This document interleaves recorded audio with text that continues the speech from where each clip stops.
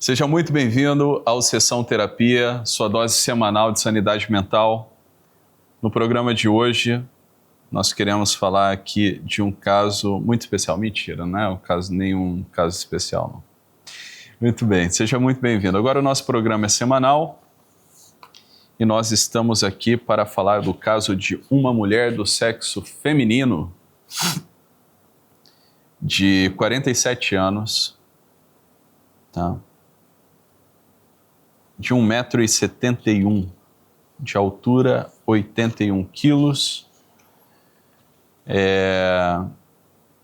ensino superior completo, profissão diretora de creche, estado civil divorciada, religião católica, mora com meu filho. Meu filho não é o filho dela. Faz algum tratamento de saúde? Não, não faz nenhum tratamento de saúde. Toma algum medicamento? Também não toma nenhum medicamento, tá bom? Eu pedi aqui para ela resuma em 5 linhas a sua infância. Vamos ver o que ela escreveu aqui. Infância muito boa. Brinquei e tive a presença dos meus pais, avós, primos e amigos da rua. Resuma em até 10 linhas o problema que você gostaria de resolver. E ela diz: fui casada há 7 anos, o pai do meu filho saiu de casa. Fiquei muito mal. A psicóloga do meu filho me orientou a buscar o divórcio para que ele tivesse a pensão, pois o pai não o ajudava. Também entrei com processo de nulidade na igreja. Estou conhecendo uma pessoa e meu filho tem ciúme e um comportamento muito agressivo ao imaginar que ficaremos juntos. Ele tem 12 anos. Muito bem. Então, estamos falando do caso de uma mulher, né, divorciada, e que agora está enfrentando esse dilema, né, com o filho, a respeito de um novo relacionamento. Tá certo? Um drama bastante comum, né, para algumas mulheres. Vamos lá? Vamos entender essa dinâmica aqui do adolescente, da criança e da maternidade? A primeira coisa que nós temos que entender é que criança não é adulto pequeno, adolescente também não é adulto pequeno. Beleza? O que a gente precisa ter em vista quando a gente está falando do nosso relacionamento com os nossos filhos? Tá? A postura do pai e da mãe tem que sempre ser uma postura altiva, ou seja, né, um pai e uma mãe insegura, vai gerar na criança uma série de inseguranças. Tá certo? Então, quando a gente está falando de um pai e de uma mãe que não tem o domínio de si mesmo, que não tem o domínio da vida, né? É importante que a gente tenha em vista que educar um ser humano, educar uma criança é uma das coisas mais complexas e, digamos assim, complexa no seguinte sentido. Para você ser um bom educador, um bom pai, uma boa mãe, tá? Você tem que sofrer constantemente, recorrentemente durante a vida, isso até morrer, né? Um processo de autoeducação, né? De autoeducação. Autoeducação no seguinte sentido: avaliar constantemente a tua postura diante da vida, né? O que você tem como finalidade de vida, o que você tem como objetivo de vida e ter clareza a respeito de si mesmo. Ou seja, né, a gente pode resumir tudo isso em um nível de autoconhecimento profundo, tá certo? Todo pai, toda mãe que não possui esse nível de autoconhecimento profundo, todo professor, por exemplo, né, um professor, seja um professor de creche, um professor de ensino fundamental 1, fundamental 2, ensino médio, ensino superior, toda pessoa que se coloca, tá, diante de outro ser humano, de outro indivíduo, para orientá-lo, no caso aqui de um filho, é esperado que essa pessoa tenha um nível de autoconhecimento muito profundo, um nível de domínio de si, né, domínio do que é a vida, uma clareza a respeito do que é a vida, que é uma coisa que a nossa geração, infelizmente, não consegue enxergar, né? Assim, infelizmente mesmo.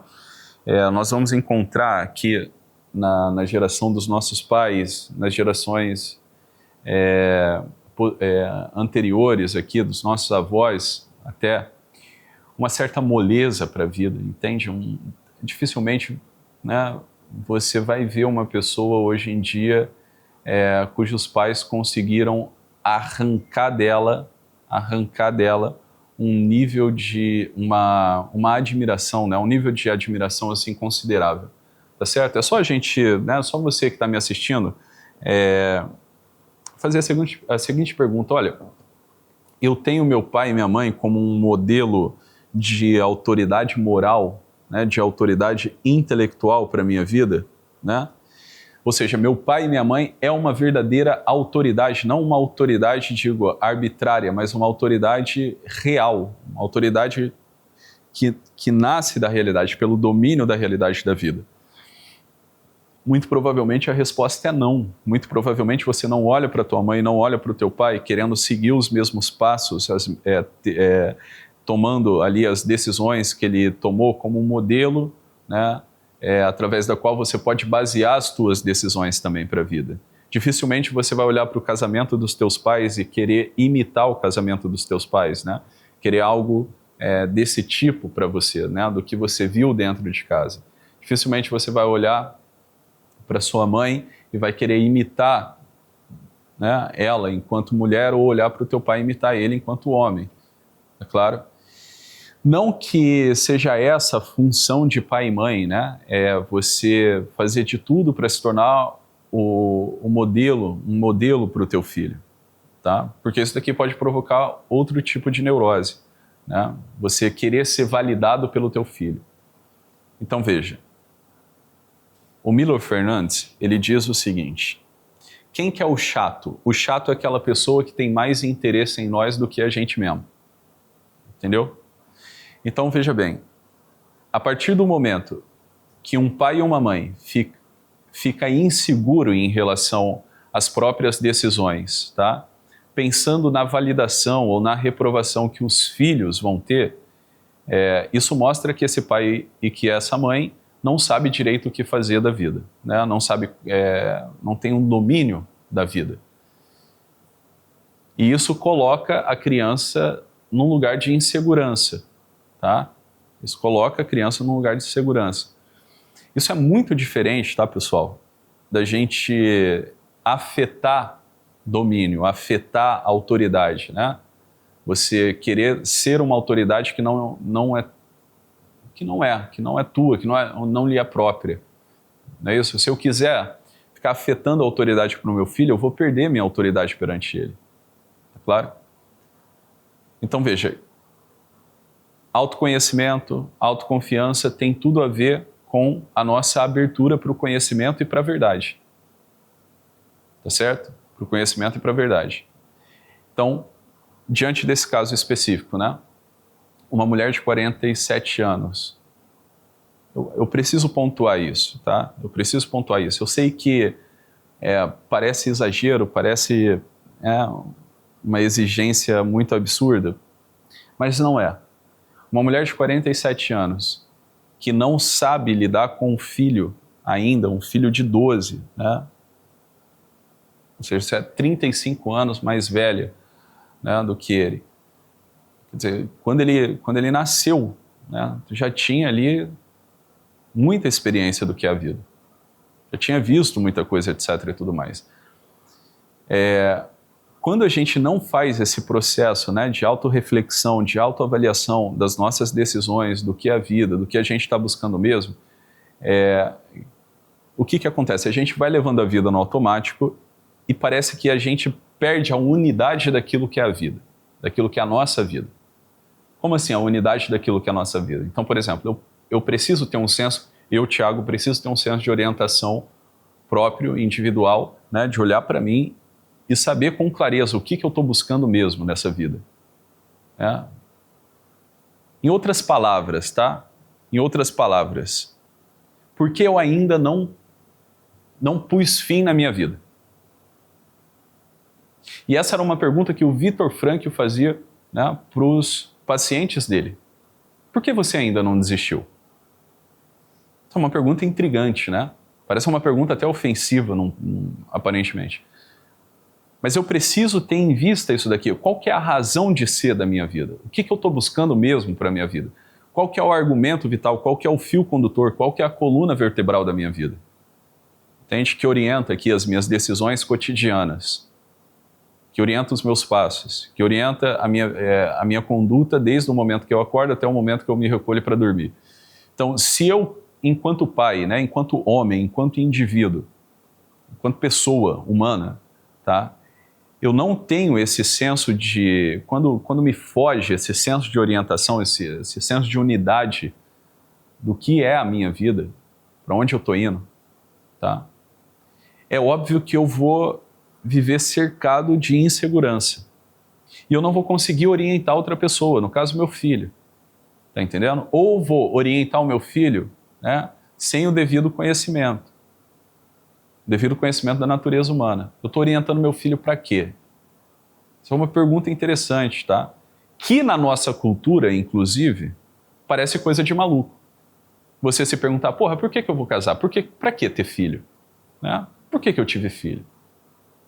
Ou você que está solteiro, você que está noivo, namorando, para que casar? Para que ter filho, porra? Tá entendendo? O que eu quero da minha vida assim, engravidando, tendo filho, tendo que trabalhar pra caceta, entendeu? Se enchendo de responsabilidade. O que eu quero? Qual que é a finalidade da minha vida nesse sentido? Essa é uma pergunta que a maioria das pessoas não se fazem. Elas não se fazem esse tipo de pergunta. Por que eu estou casando? Né? Eu estou me enchendo de responsabilidade. Ou seja, eu estou assumindo um compromisso de vida com uma pessoa aqui que eu não sei direito como é que essa pessoa vai ser, quais as decisões que ela vai tomar. Né? É meio que um tiro no escuro também, até. Então, eu estou aqui all-in, né? Tudo dentro, eu estou me responsabilizando aqui pelas consequências dessa escolha, do casamento, de ter um filho, de fazer as coisas que eu faço, etc. Quando eu não tenho isso, eu vou viver absolutamente perdido. Absolutamente perdido. Tá? Absolutamente perdido. Então, quer dizer, eu vou estar vivendo a minha vida aqui de qualquer modo, de qualquer maneira, tá? Tanto faz, sem uma unidade. Sem uma unidade. Aí veja, se eu perco de vista essa unidade do que é a minha vida, da narrativa da minha vida, da finalidade última da minha vida individual, como é que eu vou ter lastro para educar, para orientar uma criança, pô? Tá certo? Para orientar uma criança. Se eu olhar para toda a minha vida, né, ali na adolescência, quando eu comecei a entender melhor as coisas, até agora, eu encontro esse lastro, essa unidade, beleza? Não digo assim, né, porque às vezes vocês confundem uma vida que vale a pena com uma vida limpinha, no sentido moral, né? Ah, eu não bebi, eu não transei, eu não, sei lá, né? Então quer dizer que apenas pelo fato de ter essa vida redondinha, um cristalzinho moral assim, isso quer dizer na cabeça de muitas pessoas que você está habilitado, né, para alguma coisa. Não está, entende? Então, um grande segredo da vida não é buscar a segurança ou essa blindagem moral de ter uma vida redondinha, né? De não ter problema, de não ter tido experiências e experiências múltiplas do que é a vida. O grande problema da vida é você perder de vista, tá, a finalidade última do que você está buscando. Ao fazer o que você faz, pô. Ao levantar para trabalhar, né? Ao se casar, a ter uma família, um emprego, né? Escolher uma vocação aqui para você. Tá compreendendo? E aqui no Brasil é incrível, porque a maioria das pessoas, elas sequer se perguntam, né? Cara, o que eu gosto? O que me realiza? O que me realiza enquanto ser humano? Né? O que me realiza? Será que você, né, pagou o preço pelas coisas que você gostaria de ter feito, gostaria, né, de fazer na vida? Você está disposto a pagar esse preço? Tá entendendo? O que me realiza? Pô, é ser músico, eu gosto de cantar, entende? E aí, de repente, veio alguém que minou o teu sonho, que minou ali aquilo que te traria, né, uma satisfação de vida, que te traria um sentimento de realização mesmo, tá? O que eu faria da minha vida que me deixaria amplamente realizado? Isso é uma pergunta que todo mundo tem que fazer. E ao descobrir isso, você tem que pagar o preço para ir lá ver se é aquilo mesmo que você quer. Tá entendendo? Então, essa sinceridade e essa capacidade de correr risco, de pagar o preço por aquilo que você quer, é o que vai te tornar uma pessoa realizada, né? E ao se tornar uma pessoa realizada, você ganha mais domínio sobre a vida. Mais domínio sobre a vida. Isso que é o interessante, tá? E esse domínio sobre a vida, essa capacidade, né, de ser dono de si, dono das próprias escolhas, né, dono do próprio destino, por assim dizer, é o que vai te dar lastro para você olhar no fundo dos olhos do teu filho, né, e num momento de crise, num momento de agressividade, né, você dizer para ele, olha, eu sou tua mãe. Eu sou a tua mãe. Senta aqui. Olha para mim, olha aqui, no meu olho. Eu sou o teu pai. Eu sou o teu pai. Agora vem aqui, senta aqui no meu colo. E você pegar o teu filho no colo, né, e beijar ele, e declarar o teu amor por ele, nesse sentido, porque é isso que está acontecendo, né? O garoto tem 12 anos, né? Então veja, há 7 anos, ele não divide você com ninguém, por assim dizer, né? Ele te divide com o trabalho, tá certo? Agora está chegando um outro aí na história. E como é que ele se sente, sob certo aspecto? Né? Sob certo aspecto, ele pode se sentir ameaçado, pode sentir essa estabilidade de 7 anos, né, ameaçada. Então, é necessário que você afirme diante dele a sua autonomia enquanto mãe, não é isso? O teu amor por ele enquanto mãe, e ao mesmo tempo, né, esse amor incondicional mesmo. Assim, olha aqui, né, eu sou tua mãe. Eu sou tua mãe. Eu sei o que eu estou fazendo. Entende? Você saiu daqui, ó, dessa barriga aqui. Agora vem aqui, senta aqui no colo da mamãe. E aí você pega o teu filho, né? Abraça o teu filho. É uma coisa assim, olha, geralmente quando a gente encontra pais que têm problemas com os filhos, não no sentido romântico da coisa, mas essa coisa de abraçar mesmo teu filho, de beijar o teu filho, de fazer carinho no teu filho, de você estar sempre bem, né? Sempre dono de si, ali você abraçar ele, beijar ele, etc. Por ele, né? Por ele. Deixa eu passar essa segurança para o meu filho aqui, de que ele é amado incondicionalmente, né? Mas fazer isso não daquele jeito xixelento, né? Melento, meloso, que a maioria das pessoas fazem. Por medo também, né? Deixa eu fazer isso daqui, porque senão o meu filho não vai ter certeza do meu amor por ele. Não é isso. Teu filho jamais pode ser o teu juiz. Jamais. Em qualquer situação da vida, né? Você não pode nunca colocar um filho na posição de juiz. Isso fere a hierarquia da relação. Está compreendendo? Isso fere a hierarquia da relação. Agora, claro, a partir do momento em que o teu filho começa a ter contato, né, com a tua vida imoral, com o teu jeito maluco de ser, com as tuas inseguranças, digo assim, com as tuas falhas de caráter, com a sua insegurança, com os teus vícios, né, com o malefício que você causa a si mesmo, é óbvio que ele vai começar a te julgar, pô. Principalmente um adolescente. Então isso quer dizer o seguinte, se eu quero ser uma autoridade para quem quer que seja, né, seja para um aluno, seja aqui diante da comunidade que eu estou inserido, diante da família de origem, diante do meu filho, eu preciso ter uma conduta moral sólida. Eu preciso ter uma conduta moral sólida. Uma pessoa que não tem uma conduta moral sólida, ela é insegura. Ela é insegura. A insegurança, a timidez, a vergonha surge de uma conduta moral, né, laxa. Ou seja, você não tem solidez moral. Você não é sincero. Você não é uma pessoa esforçada. Você não tem retidão de consciência. Dá para entender? Agora, a partir do momento que você tem uma retidão de intenção, de consciência, pureza de intenção, de consciência, né? Você é uma pessoa que trabalha, você é uma pessoa que serve, você é uma pessoa que está sempre ali com o coração aberto, né? Sempre com uma pureza de intenção ao ajudar, ao trabalhar, ao fazer as coisas que você, né, tem para fazer. Você é uma pessoa que, digamos assim, conquistou essa liberdade interior. Quer dizer, se você é esse tipo de pessoa, você começa a se respeitar. Porque só você sabe o esforço que você fez para ser quem você é.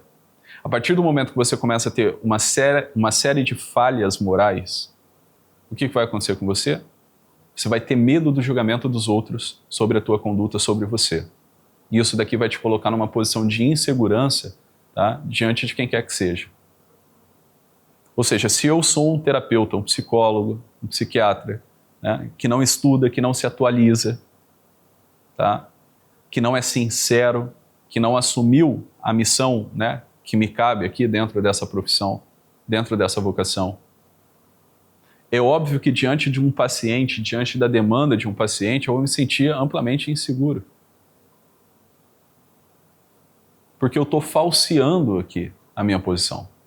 Agora, se eu sou um homem de estudo, um homem de ciência, né, uma pessoa que estudou de verdade, né, que sabe o que está fazendo, que sabe o que está falando, né, que quebrou a cabeça para fazer o que faz com excelência, etc. e tudo mais, e eu tenho certeza absoluta que eu paguei o preço para fazer o que eu faço, para saber o que eu sei,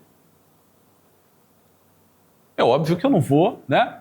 Eu não vou me colocar nessa posição de réu diante de um paciente, diante de um aluno. Eu é quem sei, eu é quem sou o juiz aqui. E não meu filho, e não o aluno, e não a cunhada, e não a sogra, e não o sogro. Dá para compreender? Essa vacilação moral, ela vai te causar uma insegurança a respeito de si. Então veja, né, olhar para o teu filho e deixar muito claro para ele, aqui eu sou a tua mãe. Né? E outra coisa, você não deve satisfação alguma ao teu filho. Alguma. Pai e mãe não devem satisfação alguma a filho. Dá para entender? E quantas vezes a gente não vê por aí afora, né, pai e mãe colocando o filho numa posição de autoridade, numa posição de juiz. O que é isso? O que está acontecendo? Pai e mãe inseguro. Né? Quer dizer, às vezes você até vê pai e mães amorosos nesse sentido, tá? Mas se você recolher a cortina, o que você vai ver por detrás dessa cortina, né, da manifestação do afeto, é insegurança. É medo do teu filho pensar mal de você, é medo do teu filho achar que você não ama ele, aí tu não corrige teu filho, né? Aí você é mole com o teu filho, ou você fica pensando demais no que o teu filho está sentindo, no que ele está achando, no que ele vai achar, tá entendendo? Isso demonstra uma insegurança a respeito da própria conduta. Entende? Por falta de conhecimento, falta de esforço, falta de dedicação mesmo. É claro? Então não gostaria, tá, que você se sentisse nessa idade, né, refém de um moleque de 12 anos. É ele quem precisa de você. Você não precisa desse moleque para nada, né? É teu filho, claro, tu ama, né? Pelo amor de Deus. Mas ele não pode se tornar uma autoridade moral para você. De jeito nenhum. De jeito nenhum. Tá claro? Agora, óbvio, né? Essa coesão de vida é uma coisa que você deve manter. Essa coesão de vida. E essa coesão de vida vem do questionamento. O que eu estou buscando? Por que eu estou buscando? Por que eu estou fazendo isso? Onde eu quero chegar com a minha vida? Onde eu quero chegar com a minha vida? Então veja, você foi casada há 7 anos, né? O pai do menino deixou a casa. Seria muito triste você entrar nesse relacionamento cheio de fantasia, né? Como você, de repente, entrou nesse primeiro casamento, né? Nessa primeira relação aqui com o pai do teu filho, no caso. Não, essa fantasia de realização, a fantasia de que um homem vai te realizar enquanto mulher. Não, não vai. Infelizmente não vai. A única coisa, né, que um homem pode te oferecer nesse sentido é um pouco de segurança física, tá? Na prática, uma segurança física, ninguém te machucar, ninguém te agredir, etc. e tudo mais. Se ele é um bom homem, ele vai garantir isso para você. Um pouco de segurança moral, emocional, porque se ele é um bom homem, ele vai se preocupar, né? Se você está bem, se você está mal, o que ele pode fazer, né? O que ele tem que alterar na vida dele para que você se torne, né? Para que você fique mais segura, se ele for um bom homem. E se ele tiver aqui virtudes, né? Ele vai te puxar para a verdade, tá? Ele vai te puxar para a verdade. Agora, é isso que você tem que estar atento. O que você está procurando nesse cara? Tá bem? O que você está procurando nesse cara? Porque você está dando entrada num processo de nulidade, né? Muito provavelmente, quem sabe, sei lá, tu tem a intenção de se casar. Veja como você vai entrar nesse relacionamento. Avalie. Avalie criteriosamente o que eu estou buscando nesse relacionamento. Porque é o seguinte, né? Muito tempo sozinha, às vezes, né, a tua carência ali, a tua insegurança, né? Mãe solteira, às vezes vai ficar pensando, poxa vida, né, como é que eu vou tocar a vida assim? Eu vou morrer sozinha, etc. e tudo mais. E às vezes vem essa fantasia da realização do amor romântico. Só que a vida não é isso, você já foi casada, tá certo? Então, de que forma avaliar, nesse sentido, um segundo casamento, uma segunda relação? Né? Você tem que olhar para você e se perguntar, o que eu estou buscando? O que eu quero me casando, me unindo a outro homem? Qual que é a finalidade disso? Eu vou me tornar uma pessoa mais sóbria, né? Nesse sentido, eu vou buscar aqui exercer a generosidade, o perdão, a entrega, o serviço a este cara para o resto da minha vida. É isso, né? Porque a gente, ao assumir um relacionamento, pessoal, presta atenção, ao assumir um relacionamento, não há garantias, não existe garantia para relacionamento amoroso. Não existe garantia alguma. É claro? Alguma. Você tá dando um tiro no escuro, meu filho, minha filha. Você está dando um tiro no escuro. Agora, você vai bancar esse tiro no escuro? Você vai bancar um casamento mesmo quando ele, nesse sentido, né, a relação aqui sair do trilho? Você vai se esforçar até a última gota de sangue, até o último segundo da sua vida, até o teu último suspiro, pelo teu casamento, pelo teu marido, pela tua esposa? É isso que vocês devem avaliar para casar, ora.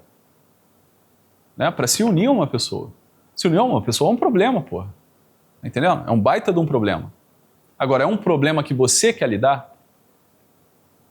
Porque se você entra de modo meio superficial, né, cheio de fantasia num relacionamento, principalmente depois, né, de ter passado um casamento, de ter tido filho já, se você não cai na real e não consegue olhar a coisa, né, com clareza, com objetividade, né, o que eu quero aqui, né, etc. É óbvio, esse cara tem interesse em mim, né, quais os tipos de interesse que eu tenho nele também, o que eu quero com esse cara? Eu quero que ele, né, eu espero que esse cara pague as minhas contas, seja um provedor aqui da minha casa, me proteja, né, me adore, me ame, etc. e tudo mais. É isso que eu espero?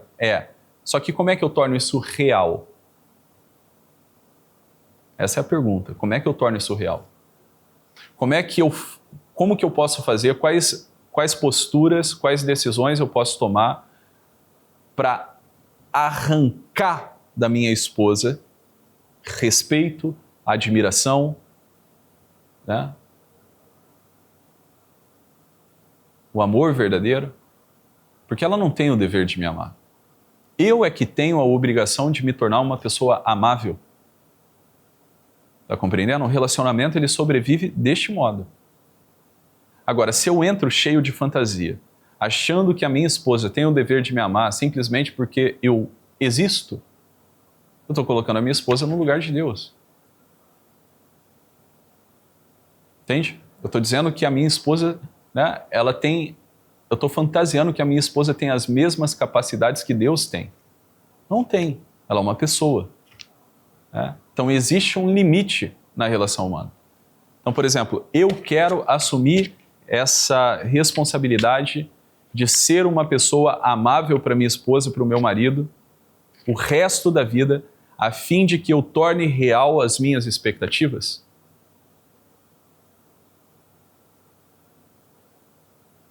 Sim ou não? Essa é a pergunta que você deve se fazer. Compreende? Para quê? Para não quebrar a cara. Para daqui a pouco, né, passando 1 ano, 2 anos, 3 anos de relacionamento, né, você não se divorcie de novo, você não se frustre de novo, o que é sempre uma possibilidade, tá certo? Mas a partir do momento que você abraça as consequências da tua escolha, isso não vai doer em você. Isso não vai virar um problema para você. Tá certo? Então, é por aqui que o negócio vai, né? Por aqui que a banda toca. Agora, o que é necessário é a gente, né, no caso, pai e mãe, diariamente fazer essa avaliação recorrente.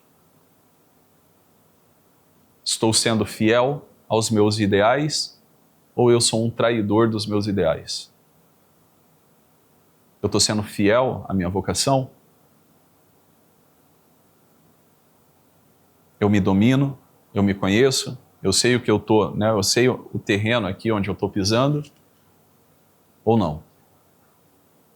Tá? Eu sou uma pessoa capaz de bancar as minhas escolhas ou não?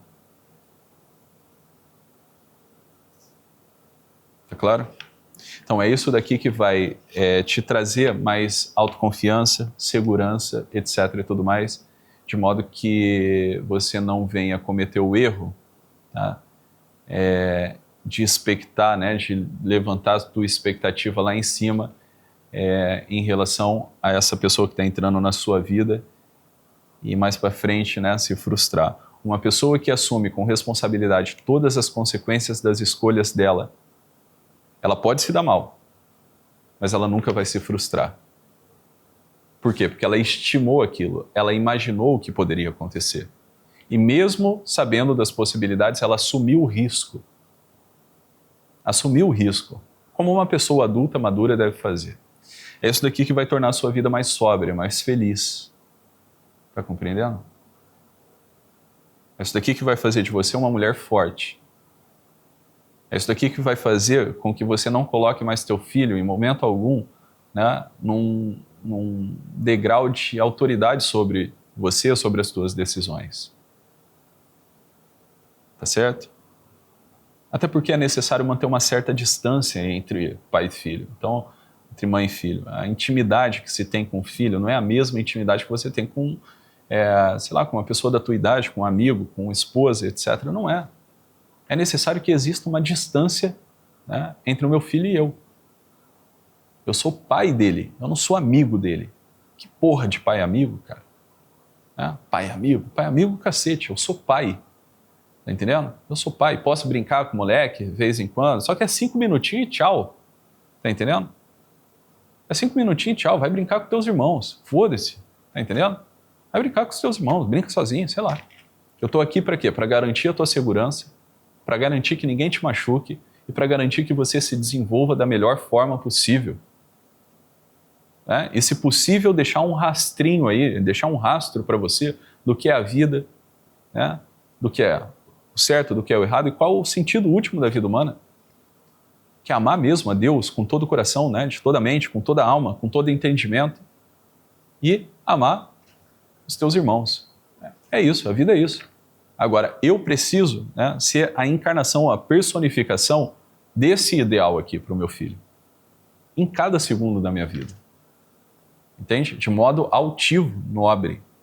Né? O nosso exemplo diante dos nossos filhos, esposa, marido, etc., tem que ser um exemplo de nobreza, uma atitude de nobreza. Tanto no sentido de generosidade, quanto no sentido de firmeza, de fortaleza, de força, né, de seriedade, de respeito. Tá claro? Quando a gente não faz isso, a gente perde o fio da meada. E aí a gente, de repente, pode se ver numa situação ou outra da vida sem saber o que fazer e cair num completo desespero. Tá claro? Então, assim, olha, eu faço votos de que você seja muito feliz, mas eu não gostaria de te ver, né, vivendo a vida, né, com essa fantasia que é muito comum hoje em dia, da realização do amor romântico, como se um relacionamento, um homem fosse tudo na vida. Não é. Não é mesmo. Você tem uma vocação para cumprir, não apenas com teu filho, mas para com Deus, para com a tua comunidade inteira, né? A tua vida faz diferença. E é necessário que você enxergue isso. Eu posso fazer a diferença no lugar onde eu estou. Mas para fazer a diferença no lugar onde eu estou, eu preciso me esforçar. Eu preciso aprender a amar. Tá certo? Então é isso. Vamos ficar por aqui e até o próximo programa.